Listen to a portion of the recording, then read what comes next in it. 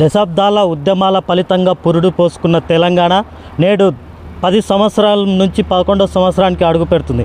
ఈ సందర్భంగా మహబూబ్నగర్ జిల్లా కేంద్రంలో కూడా ఉద్యమాలు బాటా పట్టిన యువ నాయకులు కూడా వాళ్ళు ఉన్నారు. వాళ్ళతోటి మరిన్ని విషయాలు తెలుసుకుందాం. అన్న నమస్తే. తెలంగాణ ఉద్యమ సమయంలో తమ సర్వస్వాన్ని కూడా కోల్పోయి ఉద్యమాలు చేసిన తెలంగాణ వచ్చిన తర్వాత కూడా మీకు ఎలాంటి బెనిఫిట్స్ లభించాయి? ఈ తెలంగాణ బీఆర్ఎస్ ప్రభుత్వంలో కూడా మీకు ఎలాంటి భరోసా కల్పించింది? బీఆర్ఎస్ ప్రభుత్వం తెలంగాణ కోసం మేము పోరాడినాము, ఏ పార్టీ కోసం పోరాడలేదు. తెలంగాణ రావాలి, సకలజముల సమ్మెత కోసం మనం తెలంగాణ పార్టీలో ఉండే పోరాడినాం. తెలంగాణ అవతారం వచ్చిన తర్వాత కూడా మనకు ఎలాంటి బెనిఫిట్స్ రాలేదు, ఎలాంటి నోటిఫికేషన్లు ఇవ్వలేదు, ఎలాంటి విద్యార్థి నాయకులు ఎలాంటి న్యాయం జరగలేదు. దాని నుండి లాభబంధం కాకుండా నష్టమైనందు తప్ప ఎలాంటి ఉద్యమంలో మాకు చేసిన దానికి ఫలితం లేదు. అయితే ఉద్యమ సమయంలో కూడా ఇల్లు వాకిలు వదిలి తన సర్వస్వాన్ని కూడా వదిలి మీరు ఎంతో ఉద్యమాలు కూడా చేశారు. కానీ దాని ఫలితాలు కూడా ఇప్పుడు మధ్యంతరంగా వచ్చిన వాళ్ళు అనుభవిస్తున్నారు. కానీ మీరు ఏ పోరాటం కూడా ఎందుకు చేయలేకపోతున్నారు? మేము ఉద్యమంలో ఇంత మా సర్వస్వాన్ని కోల్పోయాము, మాకు ఫలితం కూడా అందించాలి తెలంగాణ పొందినందుకు, మీరు ఎందుకు పోరాటం చేయలేకపోతున్నారు? ఈ స్వార్థ రాజకీయ నాయకుల వల్ల ఈరోజు తెలంగాణ పార్టీ ఆ రోజు ఉద్యమ పార్టీ అయింది, ఈరోజు రాజకీయ పార్టీ అయింది. రాజకీయ పార్టీ అయిన తర్వాత తన స్వార్థం కోసం పనిచేస్తున్న తర్వాత విద్యార్థి ఉద్యమ నాయకులు చాలామంది జేఏసీ నాయకులను కూడా మర్చిపోయింది. చాలామంది పెద్దలనే మర్చిపోయారు. మాలాంటి విద్యార్థి నాయకులు ఎవరు పట్టించుకుంటారు? ఈరోజు ఒకటి ఉదాహరణ చెప్తున్నా. ఈరోజు ఫస్ట్ కిరణ్ కుమార్ రెడ్డి సీఎం అయిన తర్వాత మన దగ్గరనే రచ్చబండ కార్యక్రమం పెట్టిన రోజు ఆ రోజు ఏ రాజకీయ నాయకుడు రాదు, విద్యార్థి నాయకులతో పని చేయించారు. ఆ రోజు రాజకీయ నాయకులు పని చేయకుండా విద్యార్థి నాయకులు చేసారు. ఒక 4,000 మంది పోలీసు వాళ్ళని కూర్చొని రచ్చబండ నడిపించారు కోడేరు మండలంలో. ఆ రోజు అది బంద్ చేయాలి, అది చెడగొట్టాలి. ఈరోజు చెడగొడితే మన తెలంగాణ ఉద్యమానికి ముందు వస్తుంది. ఇది నడితే అంటే ఆ రోజు 4,000 మంది పోలీసు మందులో 10 మంది విద్యార్థి నాయకులు దూకిరు రచ్చబండ కార్యక్రమాలు.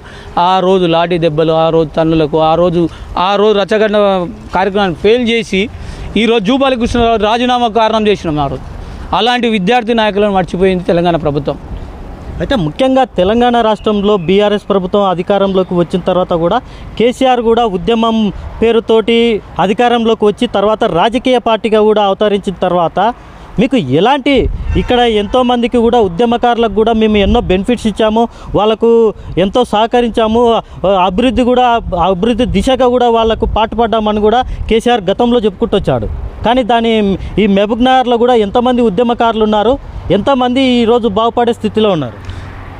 మీరు ఒక్కటే గుర్తుపెట్టుకోవాలి, అప్పటికెళ్ళి ఇప్పటి వరకు మీరు ఉద్యమంలో ఉన్నారు, మీతో పాటు మేము ఉన్నాము. మీకు ఎవరెవరు ఉద్యమం చేసారు, ఏ విద్యార్థి నాయకులు పనిచేసారు, ఏ జేఏసీ నాయకులు పనిచేసారు, ఏ ఉద్యమకారులు పనిచేసారు అనేది మీకు క్లియర్గా ఉంది. ఎవరెవరికి బెనిఫిట్ పొందని మీకు క్లారిటీగా ఉంది. ఉద్యమ నాయకులకు ఒక్కరికి కూడా బెనిఫిట్ పొందలేదు. ఒక్క నాయకుడు కాదు, విద్యార్థి నాయకుడు కాదు, ఎవరు బెనిఫిట్ పొందలేరు. ప్రతి ఒక్కరితోనే ఇంటర్వ్యూలు తీసుకోండి. జైలుకు పోయిన విద్యార్థి నాయకులు ఏడున్నారు, జైలుకు పోయి వచ్చిన వాళ్ళు వాళ్ళ సంసారాలు, వాళ్ళ జీవితాలు ఏమైనాయి, ఆగమైపోయినాయి. వాళ్ళ జీవితాల కోసం ఈరోజు జీవిత పోరాటం చేస్తారు. తెలంగాణ ఉద్యమం మాకు కావాలి, మా రాష్ట్రము, మా విద్యార్థులు, మేము మా తెలంగాణ రాష్ట్రం రాజ్యాంగ నిధులు, నియామకాలు ఇవన్నీ మాకు కావాలనే ఉద్దేశంతోనే పొట్లాడినాం తప్ప మాకు ఎలాంటి స్వార్థం కోసం పొందలే. మేము రాజకీయంగా ఎదగాలని పోలే. ఎక్కడో రాజకీయ నాయకులు వచ్చి ఈరోజు మొత్తం బెనిఫిట్ పొంది ఉద్యమకారులను మొత్తం అంచువేసి వాళ్ళని జీవితాలను కొలాప్స్ చేసిన తప్ప ఎక్కడ బెనిఫిట్ పొందలేదు ఏ విద్యార్థి నాయకులుగా. ముఖ్యంగా ఈ తెలంగాణ రాష్ట్రంలో ఈ దఫా కూడా కాంగ్రెస్ పార్టీ అధికారంలోకి వచ్చిన తర్వాత ఇప్పుడున్న రేవంత్ రెడ్డి సీఎంకు మీరు ఏం చెప్పదలుచుకున్నారు మీ ఉద్యమకారులుగా? ఇప్పటి వరకు తెలంగాణ ప్రభుత్వంలో ఎలాంటి మ్యానుఫ్యాక్చర్లో ఎలాంటిది పెట్టలేదు. కాంగ్రెస్ ప్రభుత్వం మాకు చిన్న ఆశ పెట్టింది. తెలంగాణ విద్యార్థులు పనిచేసిన వాళ్ళకు ఎలాంటి బెనిఫిట్ పొందలేదు కాబట్టి వాళ్ళకు బెనిఫిట్ ఇస్తాం, వాళ్ళకి కావాల్సిన సౌకర్యాలు ఇస్తాం, వాళ్ళకి ఎలాంటి ఉద్యమాలు పనుకున్నా వాళ్ళకి కావాల్సింది ఎక్కడెక్కడ వాళ్ళకి సోర్స్ ఉంటే అక్కడక్కడ వాళ్ళని చేరుస్తాం. వాళ్ళకు కొంతమందికి ఇల్లు కానీ వాళ్ళకి కానీ సంబంధించిన వాటికి మొత్తానికి మేము అండగా ఉంటామని రేవంత్ రెడ్డి ఒక మ్యానుఫ్యాక్చర్లో పెట్టాడు. అది అయితే మీరు తెలంగాణ ఉద్యమంలో స్ట్రగుల్ పడ్డ మీ జీవితం కూడా ఎంతో కొంత సమాజానికి కూడా తెలవాల్సి ఉంటుంది. అయితే మీరు ఆ టైంలో ఎలాంటి స్ట్రగుల్ కూడా ఎదుర్కొన్నారు? ఆ రోజు తినకుండా రాత్రి పగులు ఎక్కడ పోయినా మనం సడక్ బంద్ అంటే ఎక్కడో పోయి పడుకోవాలి, ఎక్కడో చేయాలి. నేను ఇందాక చెప్పిన రచ్చబండ కార్యక్రమం అంటే 2 రోజుల ముందే ఇట్లా దీని ప్లాన్ మనం ఫెయిల్ అవుతున్నాం కాబట్టి దీన్ని ఆపాలి. ఇది సక్సెస్ అయితే మనం తెలంగాణ ఉద్యమానికి మరొక మెట్టులాగా అయిపోతుంది. కాబట్టి ఇది సక్సెస్ చేయొద్దు అని 2 రోజుల ముందు పోయి వేరే వాళ్ళ ఇళ్ళల్లో పట్టుకొని చుట్టాల్లాగా ఉండి దాన్ని ఫెయిల్ చేసుకొని దాని నుండి ఎన్ని లాఠీ దెబ్బలు తిన్నా ఎన్ని చేసి జైల్లోకి పోయినా కానీ తెలంగాణ ఉద్యమాన్ని సాధించడం అనే గౌరవం మనకు అదొక స్వార్థం ఉంది తప్ప ఎలాంటి బెనిఫిట్స్ మనకు పొందలేదు. ఈరోజు ఆ స్వార్థమే ఈరోజు మీకు ఫలితాన్ని కానీ సంతోషాన్ని కానీ ఇస్తుందా? ఇప్పుడు తెలంగాణ రాష్ట్రం వచ్చింది సంతోషమే, కానీ ఈరోజు తెలంగాణ రాష్ట్రం వచ్చిన కన్నా ఈరోజు రాజకీయ నాయకులు బెనిఫిట్ పొందారు కానీ తెలంగాణ ఉద్యమకారులు ఎలాంటి బెనిఫిట్ పొందలేదు, ఎలాంటి రాలేదు. ఈరోజు కేసీఆర్ కూడా అధికారం కోల్పోయినా కానీ మీరు కేసీఆర్ గారికి ఏం చెప్పదలుచుకున్నారు? ఈరోజు కేసీఆర్ గారు తెలంగాణ ఉద్యమంలో ఉన్నప్పుడు కేసీఆర్ పార్టీని నడిపించిండు, ఉద్యమకారులకు ముందు నడిపించిండు. ఈరోజు రాజకీయ పార్టీ అవతరించిన తర్వాత కొంతమంది రాజకీయంగా ఉండాలి, మనం ఇట్లే ఉండాలి అన్నారు, కానీ దాంతోపాటు అందరు నాయకులను మర్చిపోయినారు. తెలంగాణ ఉద్యమకారులను మర్చిపోతే జీవితం నాశనం అవుతుంది. ఈరోజు దాంతోనే ఈరోజు అధికారం కోల్పోయారు.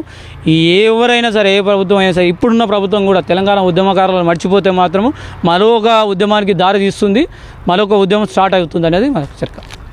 మొత్తానికి ఏదేమైనప్పటికీ కూడా తెలంగాణ రాష్ట్రంలో ఉద్యమకారులను మరిచి ఈరోజు కేసీఆర్ కూడా తన అధికారాన్ని కోల్పోయారు.